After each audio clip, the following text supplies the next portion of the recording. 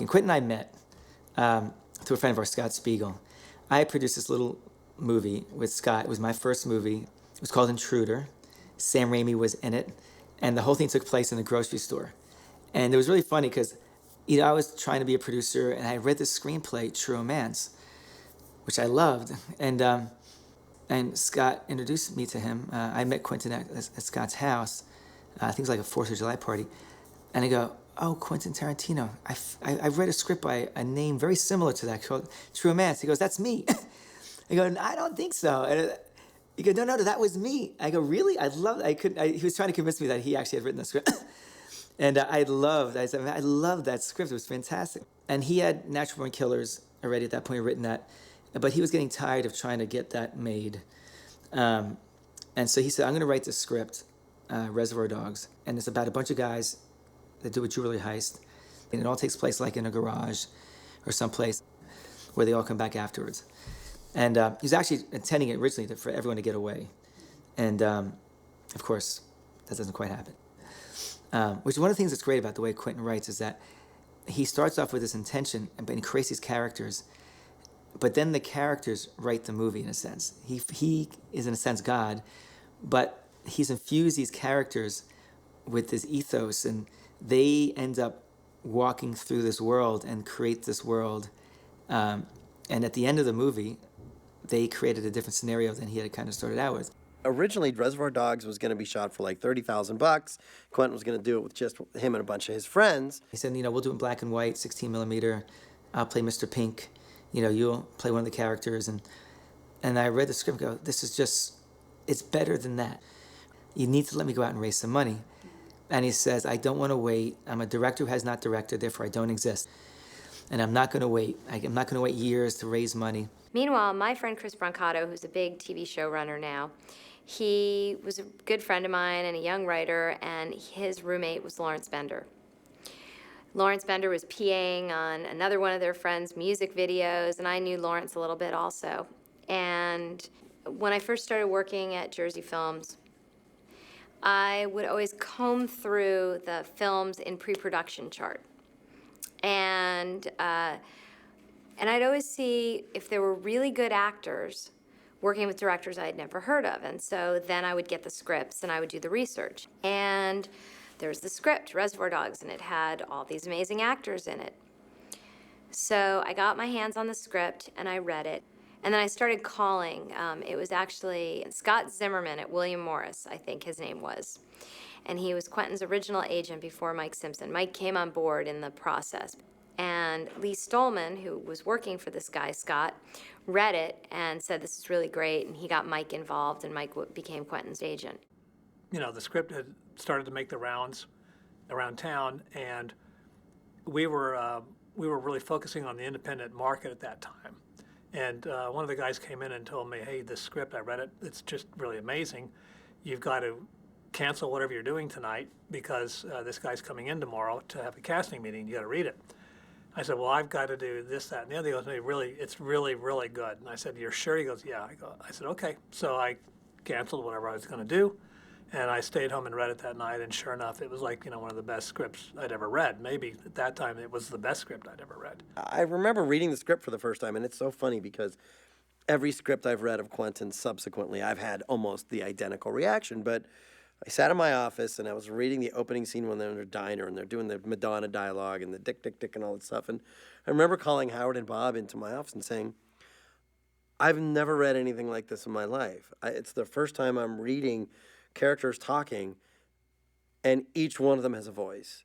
And I believe everything that I read on the page that he had written."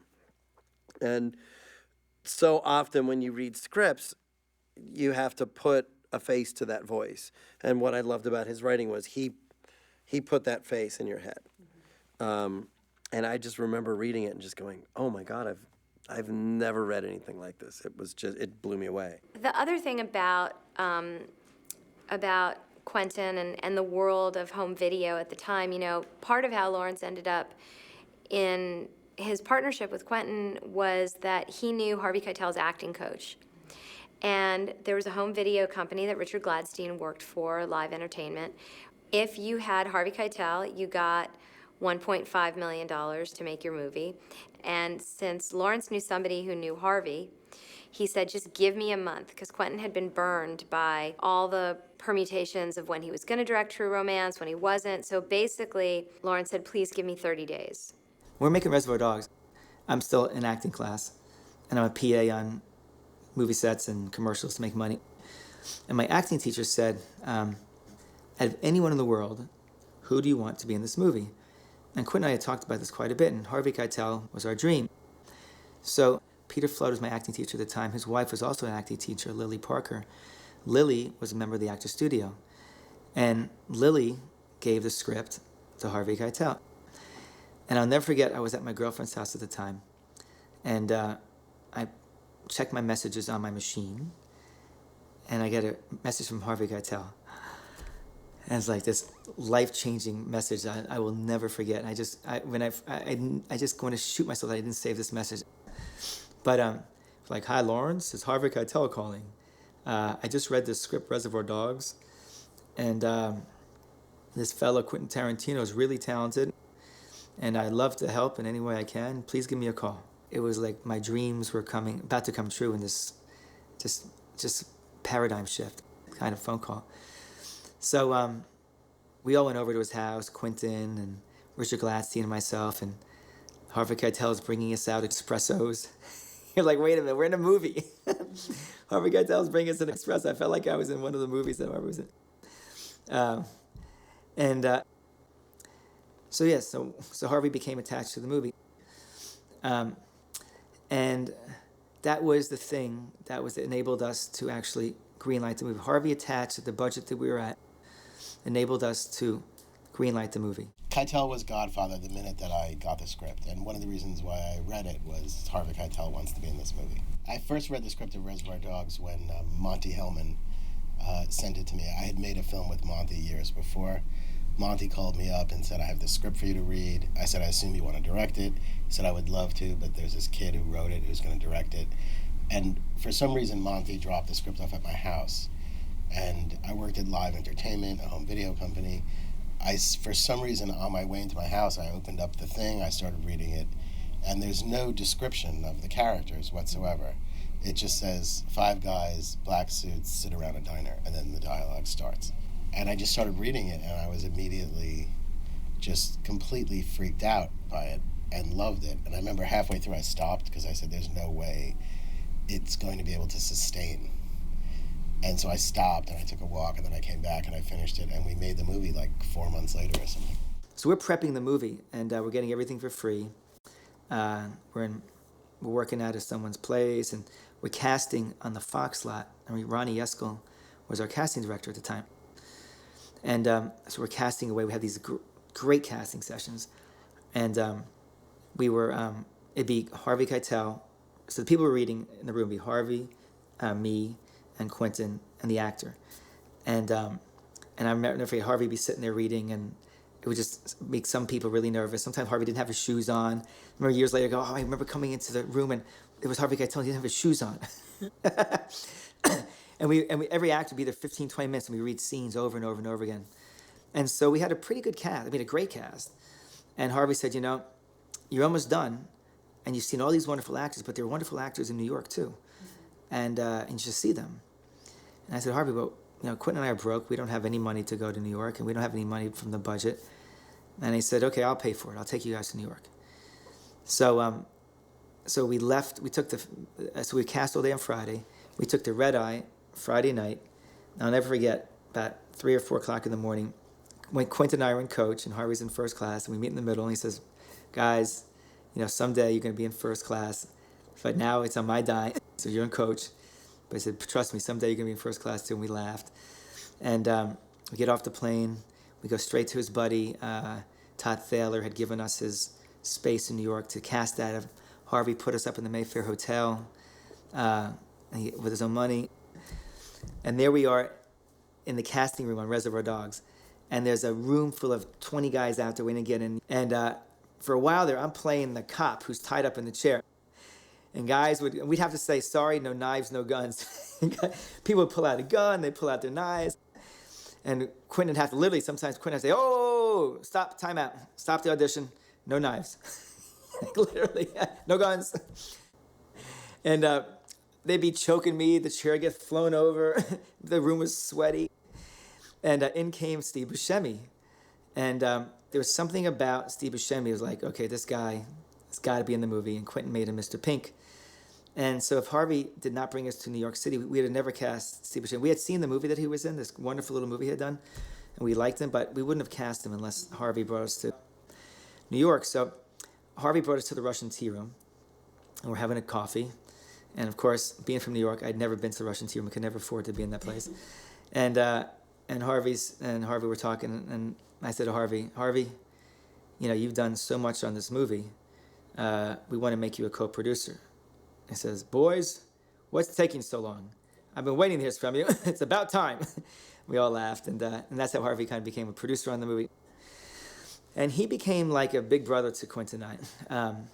Because in the making of Reservoir Dogs, from time to time, he would come to me and he'd say, Lawrence, you know, this scene that Quentin's doing is really important, and he doesn't have enough time, and I know you're limited. You have a certain amount of time. You have a budget you have to make, but you just want to make sure that this scene's really important, and he's getting what he needs. And so I just want to think about it. And he was just so thoughtful, but he made me think, because it was my first time making a movie like this. So I go to Quentin and I say, Quentin, what do you think? You know, do you have the time you need to finish this? You know, do you need a few more hours? We'll go overtime, you know, find the money someplace. And it was kind of the beginning of how Quentin and I started working together in terms of me making sure Quentin got everything he needed, because these scenes were so damn important. You know, because it's all about the acting and the way he shot it. So Harvey became like our godfather. He became our big brother in a sense. At the time, Bob Kurtzman, who was one of the founding members of K&B, wanted to do a vampire movie. So Scotty had recommended Quentin. So Quentin sent over Natural Born Killers and True Romance as his spec scripts. He's like, oh, there's this guy. He's doing a lot of script polishing now, but here's 2 scripts that he had written. So Bob read the scripts. Him and Quentin hit it off. And so Bob made a deal. We'll do all the effects for Reservoir Dogs for free in exchange for you writing this movie for me, from Dusk Till Dawn. I think Quentin took that money. I think he actually moved out of his house in Glendale. And that was definitely a life-changing event for all of us involved because of that. And I think that Quentin was doing a lot of script doctoring, but I think that was really sort of like the first time he had gotten a check. And it was a minuscule amount of money, but it was also like, oh, well, now I got an effects house on board to do Reservoir Dogs. So I think that all those things sort of happened all at the same time. We were just getting into pre-production, and we were casting and so forth, and everything was kind of on the road to going, and we were maybe 8 weeks away or 10 weeks away from shooting, and Quentin got into the lab. And he said, look, I really want to go to Sundance, and I think it'd be really great for me. And I said, I think it's a great idea too. I'll hold the fort down here. I'll keep pre-production going, and you go away and do your thing and come back, which is what he did. What was interesting is that he was, our lab, our June director's lab is a month, is a month long. It's a director's lab, and it's also a screenwriter's lab at the end of the lab. And he said, I'm in pre-production or pre-production. I can only be there for, I think it was 2 weeks. And I said, fine, we'll make it work for you for 2 weeks. I don't think Quentin ever blossomed into a director. I think he was sort of born that way because he just did what he wanted to do. And it just innately and instinctively, he just does it. And something that he did, which was really smart, and not many directors have done it, is he just decided when, he was going to do several scenes, and he decided that one of the scenes he wanted to do was a scene that wasn't in the script. And he wanted to do it to just kind of explore character, but he needed to know that he could problem solve on his feet as a director. And that was an important thing for him. So I remember saying, great, you've got your actors here, do whatever, do it, let's do it. And I love, for me, it's so much fun when directors just want to keep pushing the boundaries. not only of their work, but also of what they can, what they can achieve, as a director. And I thought, if you're going to go out and make a movie, the best, what a great idea. Yes, figure it out. So he wrote a scene that night. He brought it to the next day, and they rehearsed it, and they shot it that day, and he edited it the next day. And it's a scene that's not in the film. I love this scene. It doesn't belong in the film. But it was a really incredible scene, and it was a scene about character, and it was a scene about Joe, who's kind of running the heist, and he's talking about a book that that he's just read called The Bell Jar, by Sylvia Plath. Now that is like about as far from a book that you read, and he's telling Steve Buscemi, you should read it. And it was that scene, it was so simply shot and put together, but it was so revealing of character in a really interesting way. And actually one of the best scenes ever done at the lab, I think, in terms of clarity. And he, and I think that was a scene that, for him, that sort of offered him that, that one opportunity to test his skills out, but also really giving him the confidence that he could, he would be fine. He could take on anything that came his way, that he would ultimately figure it out, because he knew these characters so incredibly well. So that kind of experimenting, that kind of collaboration with his actors, deciding to shoot it in a more conventional way, I thought was just, was genius, actually, for his lab experience. He came back, he had this amazing experience. There were all these great different directors and people give him their advice. And he shot a couple scenes, and then we went into pre-production to make the movie. I had gotten a call from Lawrence Bender, the producer of the film, and he said, we're looking for an editor. We don't have much money. So we're looking for somebody who's, kind of emerging, as an editor. And every once in a while, the light bulb goes off, and there is there's that sense of you can connect two kindred spirits together, and two, sort of creative, spirits together. And there was something, it was just pure, intuitive, instinctively, thought. I mean, who knew that he would hire her? But I said, you have to meet, Sally. And Sally had also just moved out to LA from New York at that time, or recently moved out. So she was new, and I know that she wanted to work in film. And I also knew that she had a great love of Marty Scorsese films, and and also that relationship between Marty and Thelma Schumacher was something that she really valued. And she also had, her kind of far-reaching and eclectic taste, and I thought she would really respond to the material in a big way. I mean, Sally had, came from documentaries, and then she was just starting to do dramas. So she was in that zone where she was reading the low-budget art films, and she had the same reaction. She actually said, you got to read this right now. It was, one of those, kind of great meetings. She didn't know what was going to happen, in terms of whether he was going to hire her or not. But they really spoke the same language. She desperately wanted to do it, so much so that she kept making sure that everyone knew where she was at all times, and she kept calling her agent to find out if anything had happened. It's now about a week later, and we're on a family vacation in the middle of absolutely no place. I mean, surrounded by mountains. We're on a tiny little road in the middle of the Canadian wilderness, and she demands that we stop and find a telephone. We find this one phone. There's literally nothing else around it for 20 miles. It's sitting on a road in the middle of the mountains, and she gets out and makes a phone call and gets the job. And I'm in the car, and I see her dancing around the phone, like, woo, like that. So that's where she found out that she got the job. She really, for some reason, it was just like magnets, She just, it was the script, but it was Quentin really that she wanted. She wanted to work with him. We started working on the script, kind of talking about it. I mean, he'd come over to my apartment and pace around, which was about the size of a shoebox, and pace about. And in fact, was going to move into the apartment across the hall from me. which would have meant I'd get even less sleep.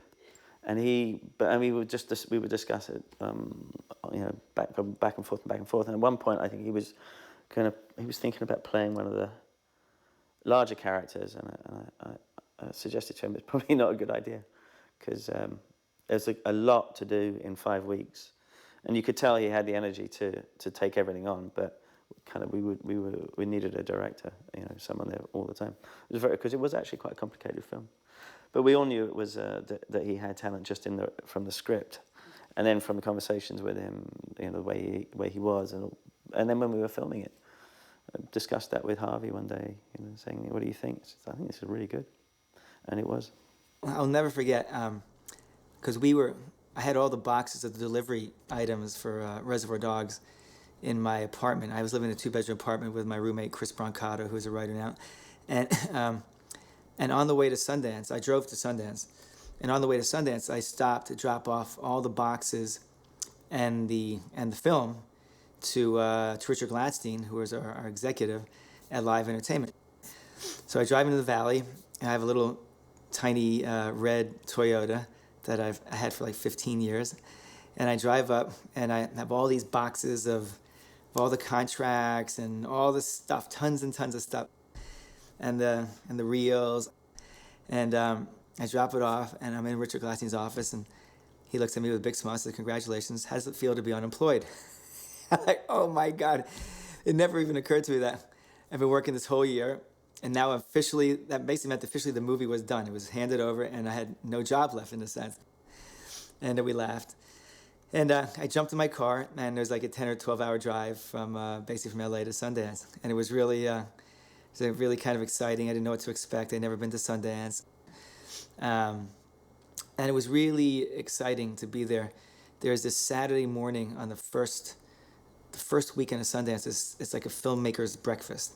And it's actually out at Sundance. Everyone drives out, and it's only the filmmakers and Robert Redford's there, and all the different Sundance people are there. And you're getting to meet all the other filmmakers, which I never met, and Quentin, of course. We all went out there, and it was just a great, just nothing I'd ever experienced before. I remember all of us getting in a car because we didn't have a whole lot of money and driving up to Sundance. I think that was the first time that we realized that it was going to be a hit. The first time Sally realized that something she had cut was going to be a hit. I mean, she'd been involved in the movies going out, but not this kind of reaction. The first public screening of Reservoir Dogs was at the Multiplex in Park City, and the film was scope, and they didn't have the right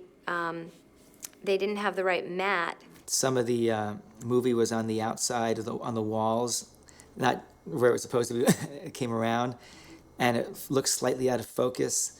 And I said to Quentin, "Man, it's a little out of focus," and he said, "Don't worry, it's okay." He's making me feel better.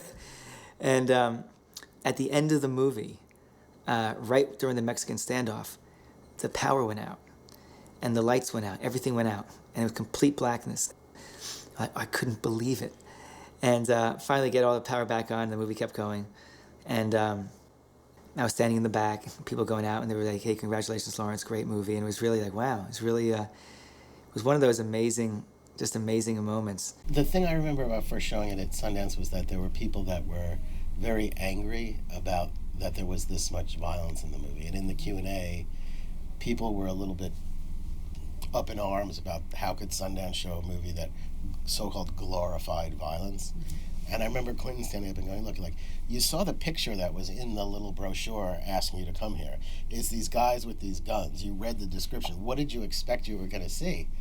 And if you don't like it, you should just leave. Like, I made what I wanted to make, and Sundance asked if we'd come, and we came. What do you want from me?" That was screening number 1. Screening number 2 in Salt Lake City, there was a film burn, and the print actually caught on fire. And the negative, and the print burned. And then the third one, everything was okay. The reaction was explosive. I remember there were people who loved it, people who hated it. There was all kinds of, reactions in the audience. But the one thing that everybody knew right there that night was that here was a new voice. Here was somebody who was really kind of blowing the doors off of cinema at the time, and that he was going to be a real force. You could tell that early on. I've always felt with Quentin, which I love about his work, is that he's like an orchestra conductor in a way. I mean, he is, you are leaning forward and, in certain moments you're laughing, at other moments you're like, it's brutal in other moments. But he is so in control of, of the story that he's telling and the tools that he's using to tell that story. So the audience was with it at every moment. It was truly one of the most exciting premieres that we've had ever, at Sundance. I was in shock. Watched the movie. From the first second it started, I was just mesmerized, and wrote him a letter, which I wish I still have the old computer that I initially wrote stuff on. I'll bet you it's still on there. But I wrote him this big long letter, and it said, "Now I remember why I came to Hollywood." I mean, it was so inspirational to me to see what someone with vision and passion and enthusiasm and love could do. He was just the talk of Sundance, and it's sort of shocking that he didn't win Sundance. Yes, it did not win, but it got a great launch. It was probably the film that was most remembered at the festival that year, and it was the launch of a great and enduring career. We didn't sell the film for 3 months after Sundance. So for 3 months, nobody bought the movie. And it was only about, Sundance is in January, February. That's right, because then we went to Cannes with the movie, with Reservoir Dogs, and it was just like a month before Cannes. So in April, that Miramax bought the film, the theatrical and television rights, and Live Entertainment, who financed the movie where I worked, retained the home video. So the dream was to get into Sundance, to win it, to have Harvey Weinstein, Miramax, like the movie and release it, and then ultimately to get into Cannes. Harvey's Harvey. Harvey Weinstein is larger than life in every way. He is the only version of the great film moguls that we have left working today. He loves movies. He lives for movies. He's seen movies the way Quentin's seen movies. So how would that not be an instant and perfect and enduring marriage? I'll never forget arriving in Cannes. We take the bus in from the airport, and I'm carrying my big suitcase, and it's hot. And someone said to me, I think it was Jerry Hofstetter, yelled out, said, "Bender!" I look around and said, don't you know you're in Cannes? You're not supposed to carry your own suitcase anymore. We're walking down to our hotel. And that was just one of those, being in Cannes for the first time. I was still broke. Quentin was broke. And you're in this very fancy place with all these big boats and beautiful hotels and movie stars, and we're going I had just left Hollywood where these riots, and it was a very horribly exciting time, to now the excitement of Cannes, and I'll never get with Harvey Keitel and Quentin and Tim Roth and walking up the red carpet for the midnight screen of Reservoir Dogs was one of these just never had a tuxedo before. Well, we kind of went everywhere with it in shifts. We did all the festivals. We would go. I mean, we'd see everyone in Spain, or maybe so and so couldn't make it to Spain. They'd see you in France, and so on. So we and then Cannes. We knew. We just knew it was popular. If we'd had more distribution power, it would have been even more successful at that time, I think. But that was the sort of the plight of the indie movie, was that you couldn't break into these multiplexes, because Iron Man 53 was playing, and filling up every screen. So it was even at that time it was tricky, but it was a better time for independent film, by far, than it is now. He hit every festival. He saw the world. He watched hundreds of movies all over the world and became a citizen of world cinema and a citizen of the world. I remember a couple of very specific times with Quentin, because when we went to Sundance, Quentin had barely been out of California. Mm-hmm. So we went to Sundance, we showed the movie, he's now a director. But, the movie hadn't been sold yet, it hadn't come out yet, people hadn't really seen the movie, so he's just this guy. And then in Cannes, after we showed the movie, it was in a midnight screening, out of competition in the Palais. In the couple of days right after that, when we would be walking in Cannes along the Croisette, the main street, people started to sort of recognize him because he also has a small part in the movie. And the movie just started to build this buzz, and we would walk down the street and people would go, Quentin Tarantino. A couple people started asking for his autograph, and I was sort of like, this is really interesting. And then right after it showed, our international sales company was a company called Carolco. And Carolco made these huge movies, Basic Instinct and The Doors, and a very, very large scale, Total Recall, Terminator 2. And they had all of their directors in Cannes promoting their new slate of movies. And Jim Cameron, Oliver Stone, Paul Verhoeven, they saw Reservoir and they wanted to meet Quentin. And so suddenly we were invited to the big boat, and all these directors wanted to talk to him, and this buzz sort of started. The film is perfectly modulated, and he was doing so much with cinema that I hadn't seen before.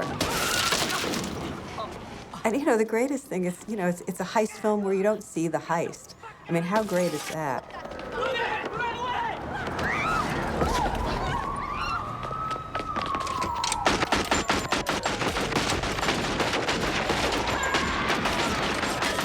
This was one of the first nonlinear films that I think works at such a gorgeous operatic level, that all those choices that were made both in the screenplay and the writing and in the directing, but also in the cutting, just sort of delivers on, I believe, a vision that really reinvents a genre in an exciting way. I remember I was in film school, and I went to see this movie at 3rd Avenue and 11th Street, and I was on a date, and it was one of those classic experiences where everyone in the theater was screaming. I couldn't believe what I was seeing. I was so happy. It was just the most violent movie that I'd seen in years, and I literally had tears of joy in my eyes while watching it. I was like, finally, someone who understands what I want to see in a movie. I remember when I first saw Reservoir Dogs. They're a Telluride. It's a pretty reserved audience, but they loved those pictures. They really enjoyed it, and I was watching really to see about Quentin because I'd heard about him, and it was great seeing him in the movie because I already could put a face to the name. Oh, there's Quentin. I'm going to meet him next month, and I was just so excited that there was another young filmmaker making movies because growing up in high school. And then when I got to college, I didn't know anybody else making movies. I mean, I came from San Antonio, Texas, and moved to Austin, and I just didn't know anybody who made films. So it was a dream of mine to meet somebody else. I mean, there was no internet and things back then. You couldn't just find friends around the country that also do what you do. So I knew we would hit it off because we obviously loved the same types of things. And I was just amazed by what he did. I mean, I was amazed by the movie, and I couldn't wait to meet him. Just his command of the cinema already in his first film. And his, and of course his use of dialogue and his characters, and I could tell he was a really strong director just by the way he handled the actors that he had. I mean, there were some really tough personalities, very singular personalities, and for him to be able to wrangle them together, get their respect, and get those performances out of them, some of their, career best performances, definitely meant this guy was. It was clear that he was the man. Right from that movie, you could just tell he was going to pave a big way for himself. 20 years ago, Robert and I had just started, Mariachi was starting to make the festival circuit. The first festival was Telluride, which was early September. The next festival was Toronto. And, I'd been hearing about this Quentin Tarantino guy and Reservoir Dogs and all of this stuff. And, I always would read a lot about movies because I love movies. And I hadn't gotten to see his movie. But I really wanted to see it. And when I found out that he was going to be in Toronto, I got really excited. And I kind of had a feeling, because Robert really didn't know a lot of people like himself. Both our first films were similar. Both had guys in black, both were violent. And we ended up having to do panel discussions together in Toronto. One of the panels was violence in movies in the 90s, and it was only 1992. We thought that was funny. They're defending our artistic vision. We just happened to have the two bloodiest movies in the festival. And we hit it off right away. He said, I heard about you through your agent, Robert Newman, and I'd heard about him. And I remember him coming up to my hotel room after he saw Mariachi, I actually videotaped his reaction to El Mariachi, because I would tape the audience reactions at the festivals, figuring it's probably the one and only movie I ever get to make. So I taped everything. So I always had the tape running. So I have tape of a whole laugh track of Quentin laughing all through El Mariachi. And after the screening, we went up to my room and he said, "You're gonna really like my next movie. I'm working on a movie. I'm writing a script right now called Pulp Fiction."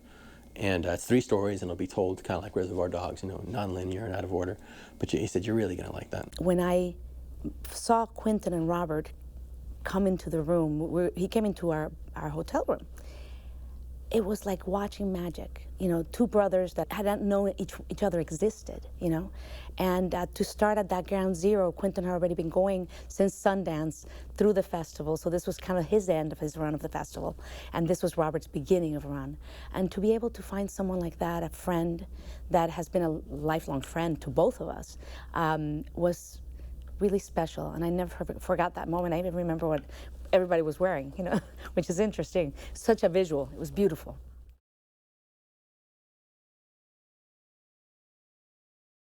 The bond I had with Quentin was just fantastic, because it was a peer who is doing spectacular things, and it pushes you to achieve more than you would normally. So usually you're putting your own bar on yourself if other people around you aren't pushing you. And so they always say, if you want to get better at something, change your peer group. Go get around people who are just much better than you, and you will rise up.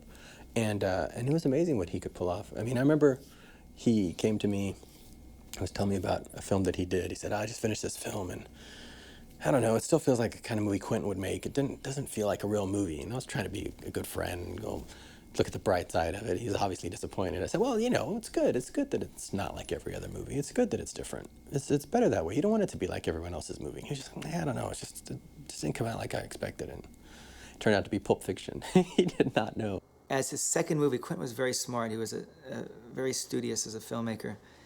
And he understood that the second movie was almost more important than the first movie as a director. And he wanted to make sure that his second movie was really successful. There's something called sophomore jinx. And you can make a good first movie, but if you make a bad second movie, you go into director jail. But if you make a good second movie, then you can mess up on 1 or 2 movies, but you still have a career, because twice in a row you can't have, it's not a coincidence. He's a true director in the Roger Corman way too, because he's always thinking about how to make his movie more economically, and he's got a strategy. There's nothing that's haphazard in anything Quentin does. There's divine intervention at times and magic that happens, and he always leaves room for that, but he's got a plan on everything. So Quentin wrote Pulp Fiction, and I'll never forget him turning it in, and it said, Pulp Fiction, final draft, 165 pages long, and every letter on that thing was just amazing. Every word, every page was just a killer. And he had lists of everybody he wanted to be in it. Pulp Fiction was an interesting story because in this case, Quentin was coming from a place where he needed some money. He didn't make anything really on Reservoir Dogs. And he doesn't live large at all, but there's a difference between living large and living, period. And he was at that level where he really needed some money. So we got together for a meeting and said, "So Quentin, tell me, just blue sky, the whole thing, blank piece of paper here. Tell me everything you want to have in the movie and your deal, and let's see what we can do." And so he kind of ran down, a number of things that were business levels that filmmakers who had been around for a long time with a lot of hits had in their deals. And I don't mean this to be necessarily the financial side, but did include that, but also the control and the ability to, have the final cut, designate the cast, things like this. And everybody had seen Reservoir Dogs and thought it was brilliant too. But people were terrified of the violence, of the tone, of how fresh and new it was, its uniqueness, him. So the first move was to make this deal with TriStar, because we felt that they would, by putting it through Danny DeVito's company, we could acquire a lot of the artistic controls that he was looking for. We'd also have a very good financial deal on the back end that we would share. But we also felt that at the end of the day, TriStar would not make the movie, which was maybe the most attractive thing about the deal prospect in all. Because we could get him paid to write the script, but we could get the script back if they didn't greenlight it immediately when he turned it in. We went into Mike Medavoy's conference room. Quentin really admired Mike Medavoy because of the Orion films, and he sat there and lectured us as to the meetings with senators he'd had about violence in cinema. And he had a giant poster of Cliffhanger, which was a very violent action movie, behind him, and how it had made $100 million in a certain amount of time behind him, so he didn't really see the irony, and proceeded to tell us that because our film was too violent, he was going to pass on it. And every major studio followed suit and passed on Pulp Fiction. So it was amongst the first scripts that I gave to Harvey as I'd like to make this movie. And he said, what is this thing? And I said, it's Quentin's new script, it's called Pulp Fiction. And he looked at it, and it was 160 pages. So it kind of felt like a telephone book, not like a screenplay. And he said, well, it's 160 pages. What is this thing? Come on. And so I explained to him, you need to read it right away because we have a little bit of a jump on it. And he said, I'm getting on a plane right now, so are you telling me I need to read it on the plane? And I said, yes, you need to read it on the plane, and you need to read it today. And he said, you want to make this movie? And I said, yes, I really want to make this movie. He said, you love it? And I said, I love it. 2 hours later, my phone rings, and it's Harvey from the airplane, and he says, oh my God, that first scene is fucking brilliant. Oh my God. Does it stay this good? I go, yeah, it stays that good. He goes, okay, stay in the office. So I said, okay. I hang up the phone. An hour later, he calls up and he goes, are you crazy? And I go, what? He goes, you killed the main character in the middle of the script. What's wrong with you guys? And I said, Harvey, just keep reading. And he goes, but this is crazy. You can't kill the main character in the middle of the movie. I said, Harvey, just keep reading. And he goes, oh my God, he comes back, doesn't he? And I said, Harvey, just keep reading. And he goes, start negotiating. So I hang up the phone, and then he calls back like an hour later. And he goes, I love it. Are you closed yet? And I said, Harvey, no, I just started, and I'm trying to buy it. He said, well, hurry up. I love this thing. Harvey obviously was all over it and wanting it. Live was too, because they had just done Reservoir Dogs. And a French company that no longer exists, CB DeMille, was also very hot for it. All three of them wanted to do it. We talked to everybody, but we really knew we wanted to make this deal with Harvey and Miramax. We got all the other points done, and we got down to that last point, which was that Quentin could designate the cast.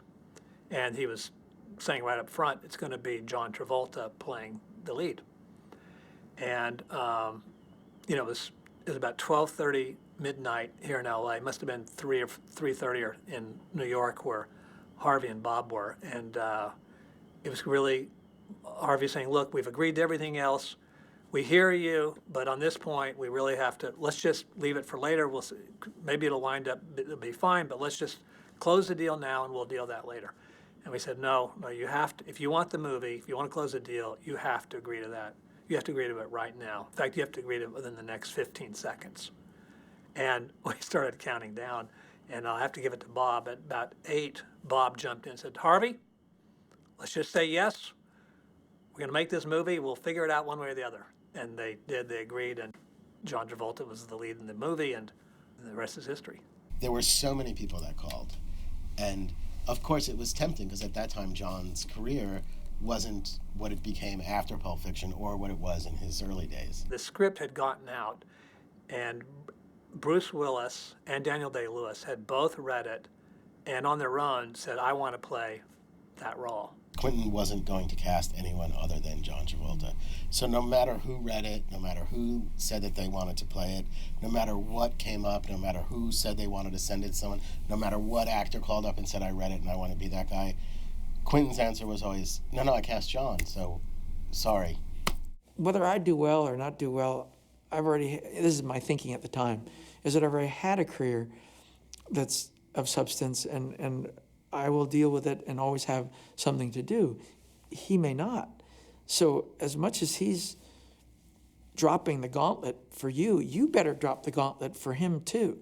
You better get your act together and put your best performance on, because whatever it's going to take to pull this philosophical, heroin-addicted, hitman and deliver it to a level that is worthy, you better get your ass in gear and do it. So I did. I gave it everything I had, but of course the character's so relaxed that, you know, I couldn't give it. You can't look like you're giving it that energy. Matter of fact, you better look like you're giving it the other energy, which is no energy, in order to come off effectively. Foot massage. That's it. Then what did Marcellus do? Sent a couple of cats over to his place. They took him out on his patio, threw his ass over the balcony. Nigga fell 4 stories. Had a little garden down at the bottom, closed in glass like a greenhouse. Nigga fell through that. Since then, he kind of developed a speech impediment. That's a damn shame. You know, it was logical of Harvey to question the choice of John Travolta. It wasn't crazy. But ultimately, he went with it. And I remember when we showed him the movie, a rough cut when we were done, after 15 minutes, he said, "Boy, I'm so glad I cast John Travolta in this part. What a great idea I had." Laugh, laugh, laugh, because we all knew that it was not the easiest choice, but one that once you saw it, you easily could see what Quentin saw and why it was the perfect choice. Bruce wanted to play the main part. And I remember we said, well, Quentin asked him if he wants to play Butch. And we were sitting there and Quentin said, okay, and he called him up and he said, Bruce, will you play Butch? And Bruce said, well, I'll read it again tonight and I'll call you tomorrow. And Quentin said, great, hung up the phone. The next day we're sitting there in the morning, phone rings, and it's Bruce, and Bruce says, I read it again, I'm in. It was that easy. It was shocking to me, because that doesn't happen on my other movies so easily. Reservoir Dogs was a big hit on video. This movie, $8 million, with this kind of cast, there was no way we could lose with $8 million.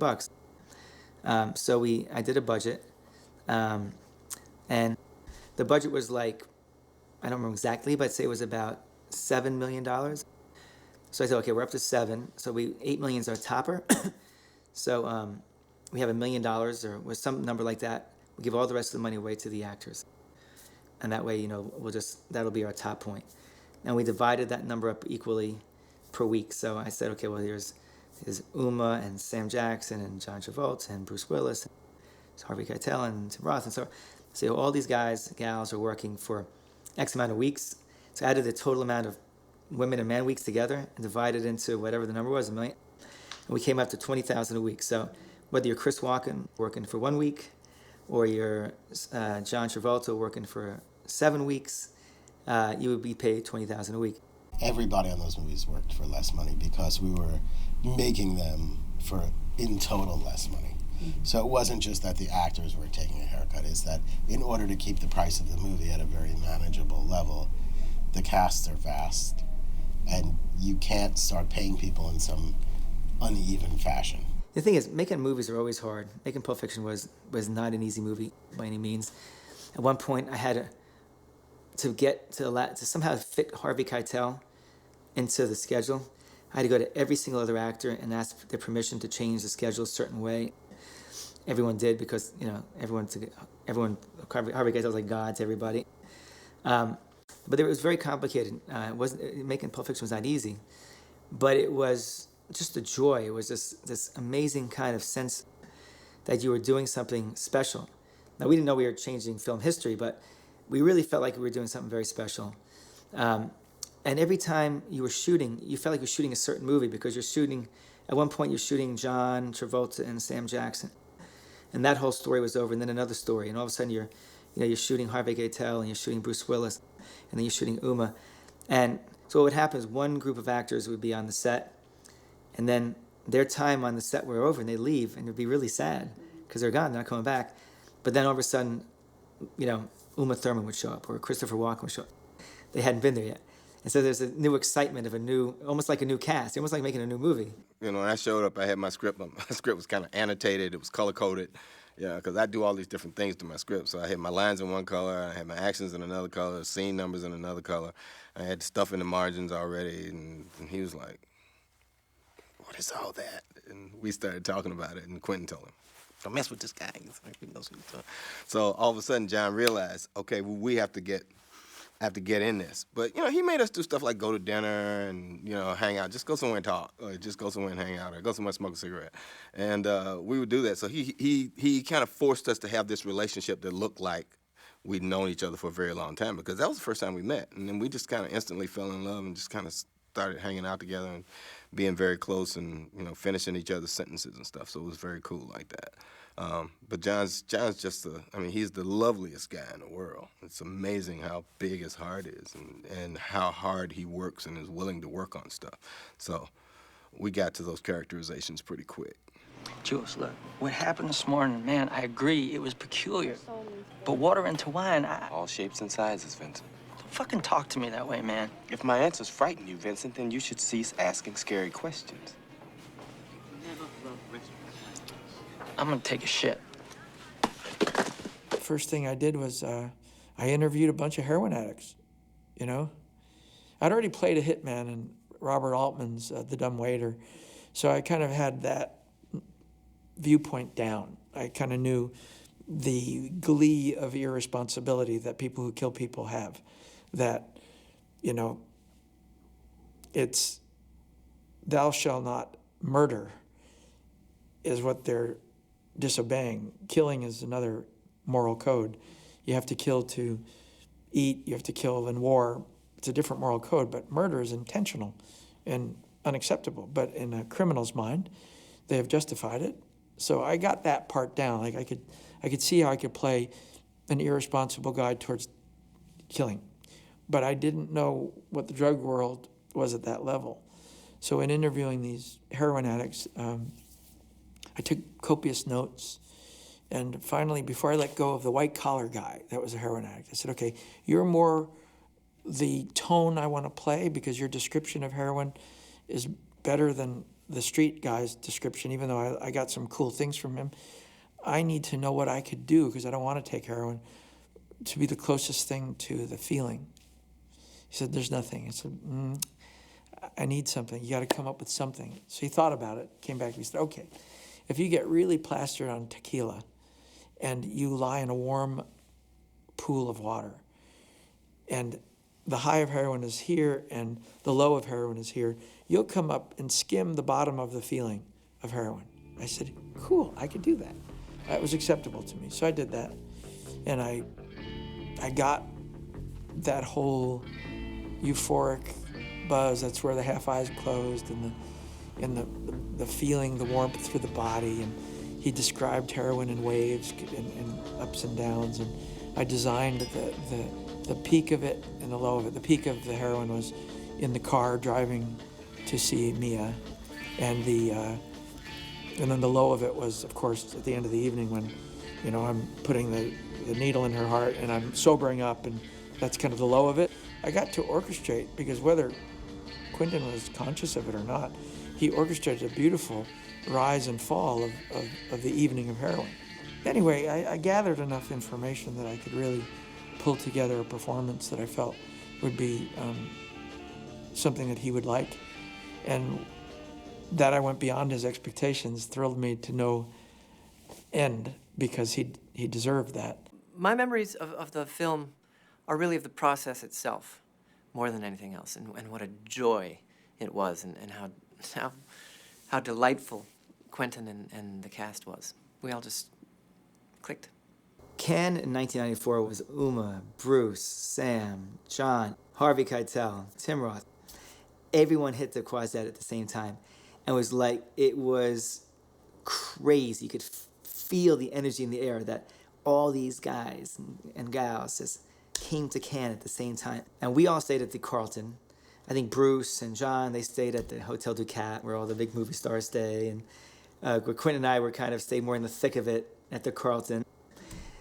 And, for me, this is the beginning of my career. I'd never been taken care of like this before, You got a car and driver, and they take care of your dry cleaning, and your meals are paid for, and it was like a whole new world. I had to go and buy a jacket because I didn't even have a tuxedo or anything with me. I was like, you're supposed to dress up? Oh, okay, let me go buy something. So I went around the corner and bought a jacket, and it was the most amazing thing, and it's just kind of overwhelming You know, the first time you do it, you know, you go up those steps and then you stop and turn around and people are still screaming and shouting. And even though nobody really knew who I was like, who's that black guy with those people? Who's the black guy with the stars? What was wonderful was ever since I'd known Quentin from 1990, I guess. I think I met Quentin in 90. We made Reservoir Dogs in 91, came out in 92. So now here we are in 94. And so about 4 years I've known Quentin. And Quentin was such an extraordinary film buff, film historian, film understander and lover of film, and talked about it with enormous passion from the day I met him. But all of a sudden here he's talking about it as a filmmaker at the Cannes Film Festival, saying a lot of the same stuff, but now with an international stage, with a big movie behind him. And it was really wonderful. It was really, it was all of a sudden he got to flourish and got to spread his wings and be in the middle of really where he deserved to be with his peers. And everybody was just reacting in such a positive way. And so I'll never forget, because this is the first time we've ever done the Croisette in the Cannes cars. And so you have I don't know, it felt like 20 cars, and everybody was in their own car. And you drive down the Croisette, and there's people like, 5, 10 thick, screaming, and there's like the car can barely fit between them. This is long rides, like a 20-minute ride. People are rocking John's car. It's like yelling, Uma, Bruce, Bruce, Bruce. They're screaming, and I'd never seen that many photographers on a set of stairs. It's like hundreds of photographers, so it's blinding. And you get out, and you got this big red carpet, and all John and Bruce and Sam and Uma and Quentin, everyone's there, walking up the red carpet together. It was just one of those just incredible things that, first-time experiences. It's pretty amazing to sit in a theater full of a majority of people that don't speak English, and they're reading the movie. I mean, I'm used to reading movies because I like Korean and Japanese movies. So, but they were laughing in the right places. They were gasping in the right places. Everything was working in another language, and that's when we kind of knew it's like, okay, I think we got something here. And it was kind of cool. And then the movie was over, and the lights come up, and what's amazing the way Cannes does it is there's this aisle, it's the filmmakers aisle, where all the filmmakers are, and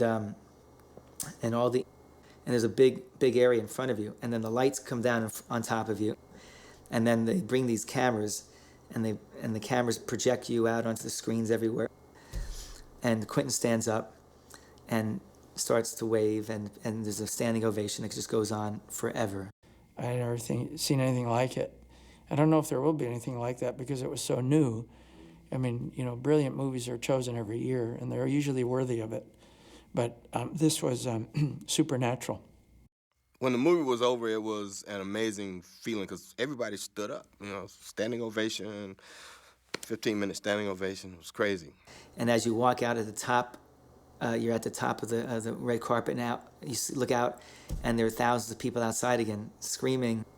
And we all stopped up top there, and Quentin has a smile on his face, and we took off for our party. We partied hard. But then the award presentation was a couple of days later. As the award's going on, we're not getting any awards. And each award that goes by makes it more and more intense because the only thing that was left was the Palme d'Or. And it was Kozlowski and us. So the only two movies that could have won the last remaining slot. I'm like, oh my God, what can happen? It's going to be one or the other. And they called out Pulp Fiction. And it was like, wow. It was a wow moment. And we all went up on stage, and Quentin made his beautiful speech. And it was just one of those holy shit moments.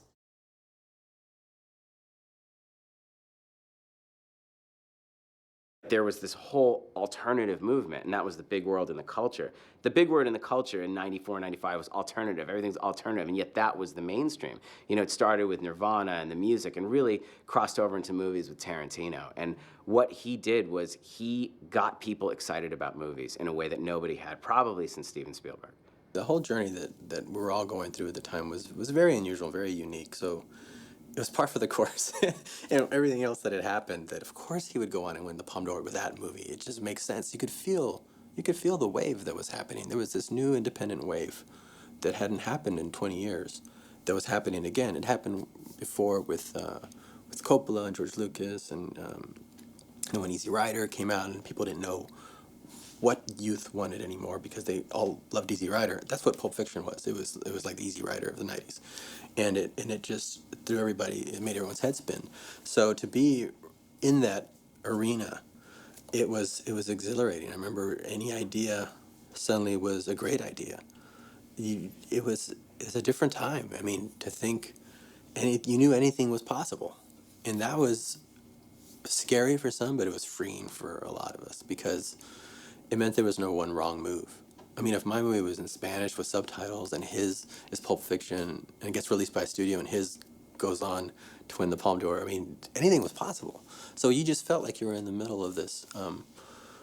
This almost didn't feel real. So yeah, we immediately just started doing as much as we could while we could, because we thought this might not last. People might regain their senses soon. So we should just take full advantage of this situation and write it as fast, as hard as we can. Quentin had written a script. Somebody had, somebody paid him to write a script. That's how he bought his Geo Metro, as a matter of fact, with that money. And some producers, Mayor Tepper and Gianni Nunari, came to Robert with this script before they went to Quentin. And they kind of already knew that they were friends. So at some festival, Robert was going with Desperado. They said, hey, Robert, this is Quentin, one of Quentin's scripts. And if you direct it, he'll rewrite it. Okay, so then they went to Quentin separately when he was doing the stuff of Pulp Fiction. Same two guys, Mayor Tepper and Gianni Nunari, said, hey, Quentin, Robert has read the script and really likes it. And he's willing to direct it if you will rewrite it. So they kind of pretended like each one had already said yes, which was kind of genius, or pretty genius, I would say. And and Quentin and Robert wanting to do something together anyway, it became what Dusk Till Dawn is today. And Quentin did rewrite it. And the first half of it was pretty much what the movie is, always was. But after page 50, it was just like mayhem. Mayhem ensues, vampires. And it was kind of like, oh. It was the strangest feeling to go from like this road movie to vampires. So I knew it was going to be at least fun to do. It was my idea to cast him. I said, would you play Richie? He said, I would love to play Richie. I said, you'd be fantastic as Richie. So getting to work together in so many different ways on the same projects and on different projects, it's so fun. I mean, if we were kids in high school, we'd be working on each other's film projects. So finally the deal ended up being made. The Weinsteins, at that time was Miramax. They got a pretty sweet deal. At that point in their career, they ended up getting, first dollar gross. They ended up getting, they had their own 100% approval over their marketing materials, posters, all that stuff. They got 100% approval at that final cut, which nobody had. Both of them, even though Quentin wasn't directing that one, that happened at that moment. I think that was the most exhilarating thing about Quinn's success, was that it was our success, because it gave everybody in that at that time a chance to just ride that wave of uncertainty that was happening in the industry. So we went right away and signed up for From Dusk Till Dawn while we were doing another bizarre movie called Four Rooms. We both went off in our other directions doing whatever we wanted. He said, so Quentin, what are you going to do now? Well, I'm going to sit and write my next thing for the next couple of years, 2 or 3 years. You're going to sit out 3 years? And he said, yeah, I'm going to sit down and really write something I really want to do. And you can afford to sit out 3 years? And he goes, you can't? With the kind of money we make? And I thought, wow, he was still driving around in that Geo Metro. And he lived, he rented this little apartment, and then he had to rent the second one. And I just, that humility and that attitude that, you know what, I'm going to live below my means so I can write my own ticket. And I thought, this guy is never going to stop surprising me, ever.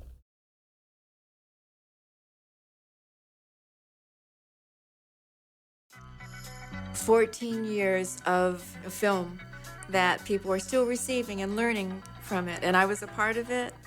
It's beyond measure how I feel about it, how much gratitude and what a wonderful experience I had with it."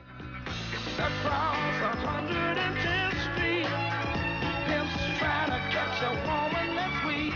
And then to be reunited with Robert, which I don't think I've seen you in a while. No, we saw each other at least once.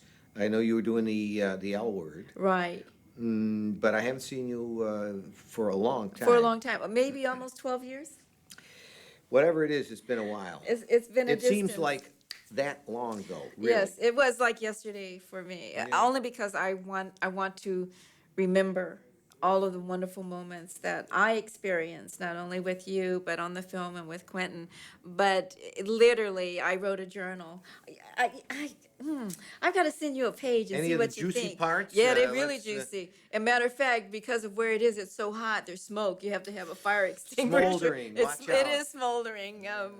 But it was such an extraordinary time and experience for me that I'll never forget. What are your fondest memories? You want to go first? Sure. Well, I had bumped into Quentin on the streets in Hollywood. And there was this wild man with a T-shirt on and shorts, and he was out in the street. He was macking to this woman, you know, and so my friend says, "Hey, that's Quentin Tarantino," and I'm going, "Pulp Fiction, Reservoir Dogs." I said, "I'd like to thank him because he mentioned me in Reservoir Dogs." So I go, "I'd love to meet him." So he calls him over. "Quentin, it's Pam Grier, and I'm writing a movie for you." "Oh, come on, you know, what drugs are you on?" And I said, "Well, thank you. I love your work, and you know, when you send me what my," she says, "No, I'll find you. I'll find you." You know how he talks. And so 6 months later, this man had invested that much time in writing a film based on Rum Punch by Elmore Leonard, and he was talking about who was going to be in it. By then, I'm hemorrhaging. Yeah, I'm like, "You're kidding, you stop." What happened is he sent me the script, I don't know if you know, with 44 cents due on the envelope. And I was in my apartment in New York, and they kept sending me these notices saying, you know, "You have an envelope from Los Angeles," and it didn't say from whom, but there's 44 cents due. I say it's got to be a mattress, someone selling mattresses or flip-flops. So I go, "Okay, stop sending me these notices." So I tape the coins back on the notice, send it back. They deliver this manuscript in a manila envelope, and it says QT in the corner, and there's all these little stamps all over it. And I'm going, "Okay, I'll open it," and there it is. Jackie Brown. So I read the note. "Please read it and call me when you read it." And I'm reading it, and I'm going, "Oh my God, it's remarkable. It's extraordinary." Okay, I'm going to be the drugged out pimp girlfriend, you know. That's the Bridget role, you know, with Sam Jackson, a black man, you know, of course, black on black, right. So it's so good. So he says, I call him and he says, "Oh, what do you think of it? I thought you didn't like it. I've been waiting for 3 weeks." I'm going, "I'm so sorry. I just got it, and you know, you owe me 44 cents, but you know, it's okay." So I'm thinking, if this man couldn't pay for postage, it's not finance. We're gonna have to wait another. This is a low budget movie. It's gonna be really low. We've done them low budgets. Bring your own wardrobe. Yes, and your own shoes. Yes. And so he says, no. I said, so I like the Bridget Fonda role. And he says, "No, that's Jackie Brown is for you. You're going to play Jackie Brown." And I went, "I am?" And I could hear it dense. There was silence on the other side. They're like, "Maybe you're not." And the world stopped. Because someone who is a director, an artist, a craftsman of this magnitude would write something for me. I was speechless and humbled, and I said, "Oh my God, I've heard of how he works and who he is, you know, and I have my icons." And I just said, "Oh my," and he said, "And so-and-so is going to be, you know, Robert Forster." And I went, "Robert Forster? Oh my God, I've had a crush on him for years. He wears great suits." And Robert De Niro and Michael Keaton. I said, "Batman?" And when Sam Jackson, I said, "Samuel." I literally said, I don't believe it. I don't believe it until 10 weeks later. We began rehearsing where I met Robert, and the process was just magnificent. And akin to Pulp Fiction, when he gave me Jackie Brown, he said, Pam Grier is Jackie Brown. And there was no debate. And there were lots of other actresses that could have very, very easily played that part. Before we made the movie, there were a lot of actresses that could have played the part. But once you see the movie, it's Pam Grier, and you can't imagine someone else playing it. But she wasn't the most logical choice, given also where her career was at the time. You know, if you went to a casting director and made a list, she would be on the list, but she might not be at the top of the list. For Quentin, there is no list. There's one name. That's it. Same thing with Robert Forster. My career was dead. I had no agent, no manager, no lawyer, no nothing. I was spending my mornings in a little restaurant on Santa Monica Boulevard, and in walks Quentin Tarantino, and I yelled at him. I had met him once doing an audition for Reservoir Dogs. I thought I was going to get that job. I hit it out of the park, I thought. And as soon as I finished the audition and walked out of the room, Quentin came out and said, "This isn't going to work out. This part is going to go to Lawrence Tierney," whom he had dedicated the script to. I hadn't bothered to read it or something. And I thought, oh, of course he's going to give it, you know. But he said, "Don't worry, I won't forget you." Years go by, and he does Pulp Fiction. And now it's a year or two later. And he walks into this restaurant. I see him. I'm sitting with another actor. I yell at him. He comes over. We blah, blah. "What are you doing?" He said, I am adapting Rum Punch. He said, "Why don't you read it?" And, of course, I did. 6 months later, I walk into the same restaurant, and he's there in my usual seat. And as I approach him, he lifts up the script and says, "Read this, see if you'll like it." And we have a conversation, and I go home and I read it. And I say, "But what part does he... Right, we both, What part could he want me for? Because right. Nothing seemed right. It couldn't be Max Cherry. They won't hire me for something that big." I'd had that experience a number of times that, you know, I got close to a job, right. and the director says, "Look, I can't, the distributors won't hire you." Right. So I had a second conversation with him in which I said, "Look, I don't think they're going to let you hire me for this." And he says, and I will never forget it, "I hire anybody I want." And that's when the world stopped. Right. I'm not kidding. No, it does Just stop. like It does that. stop. Your whole day. Everything stopped. And I said, "Oh, Bob, you got another chance.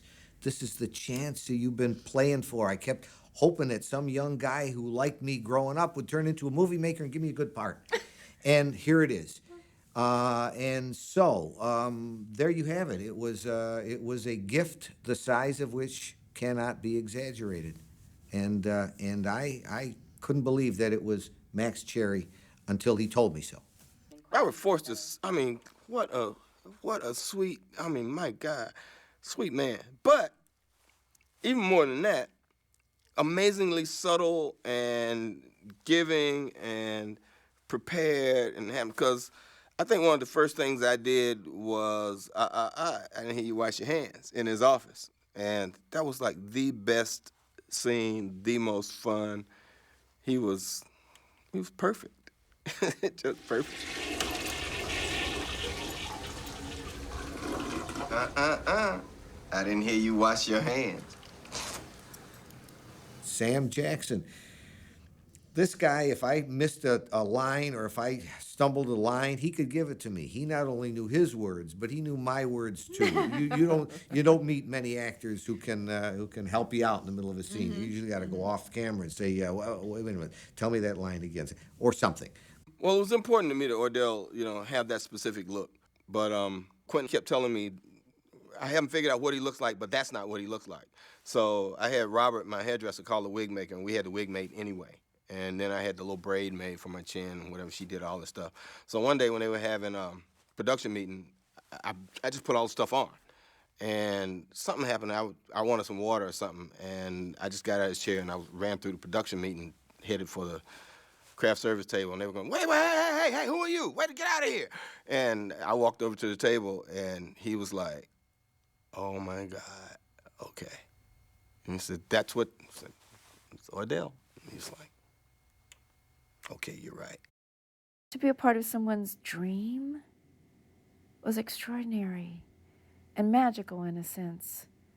And then the day when we have our first day of rehearsal, and in walks Samuel Jackson, Robert De Niro, Michael Keaton, Robert Forster, and then Bridget Fonda, her legacy of her family. And as we're sitting at the table, just molding our characters with Quentin, and we're more listening to him. And I was just struck by his energy and his ability to, with each one of us, have distinct direction and distinct ability to say, okay, this is Sam's beats, Pam's beats, Michael's beats, Robert De Niro's beats, and be a maestro in front of us. And we're all instruments in this fabulous orchestra. And I love the fact that Quentin let us take our time doing stuff. I remember that moment in the car when I'm looking through the books and can't find my money, and I just want to go, it's Jackie Brown. And Quentin goes, no, take your time. Take your time. Go through every possibility of what could have gone wrong, and then come to that conclusion. And I was like, really? You gonna let me, really? That's a lot of cinema time for nothing to happen. But then I had to go back to this thing that somebody told me early on when I first started doing movies. They said, every time a camera's on you, always make sure there's something on your mind. No matter what you're talking about, you know, you can be talking about that thing, but know what the next thought is or where you're trying to go with that thing so that people can see that. So that was an opportunity for me to sit there and kind of, you know, ruminate, run through every scenario, everything else before I came up with Jackie Brown. And it's one of my sort of like favorite moments, aside from killing Bobby. It was good. When we first found out that De Niro was interested in the movie, De Niro called up and said he wanted the Robert Forster part. And Quentin said, no, I cast this guy, Robert Forster. And then I remember going, Quentin, ask him if he wants to play the other guy. Ask him if he wants to play the other part. And Quentin was like, no, he's not going to do it, you know. He wants to play the lead, I understand, you know. I said, well, let's just ask him. And he did, and De Niro said, yeah, I'd love to. And he played the other part. And the scene where De Niro shoots Bridget Fonda, and right before he shoots her, he said, you know, if you say another word, I'm going to shoot you. And she turns around and she starts to talk, and he shoots her without any fanfare. Don't seem sure to me. Hey, don't say anything else, okay? Keep your mouth shut. Well, I mean, don't say one fucking word, okay? okay, Lewis.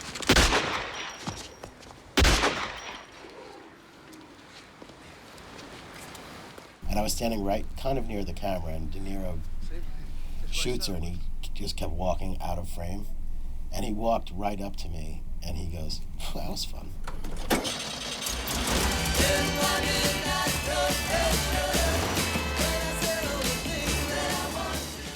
Bobby is just unbelievable. Bobby's unbelievable. What was it like to work with Pam Grier? I mean, she's amazing. You know, I was okay with it for a long time. I was like, yeah, Pam Grier, yeah, I'm having a good time. Yeah, she's a nice woman, da-da-da. And until that day, I was in her apartment, and I had my hands around her throat. And, you know, it was just at that moment when I got my hands around her throat where I went, wow, you are choking coffee. This is coffee. You're choking coffee. Which was kind of like, oh, my God. You know, all those masturbatory fantasies of the 60s came flooding back to me. It's like, I got my hands on her. I'm up against her. Her breast is checking my chest. And it was like, wow. Whoever thought I would be here? And you know, it's just stuff like that. It kind of happens once a movie. Sometimes. I remember when I was doing Sphere, it happened. I was doing this thing. It was just me and Dustin, and it was kind of like, that's Dustin Hoffman. And then when I was doing Jackie Brown, I was sitting there, you know, talking to Bobby in that bar. So what'd she say? Man, she ain't have to say shit. I know Melanie. That bitch gonna be fucking you 2 minutes after I'm out the door. Melanie real good about throwing the fucking niggas away. I mean, she ain't no damn good at it, but she likes to fuck. No, so she ain't your girlfriend. That what you thought? No, I wasn't sure, no. But you fucked her anyway, though, huh? Well, the not your girlfriend part I felt more about. Well, I hope you felt appropriately guilty afterwards. Afterwards, I did.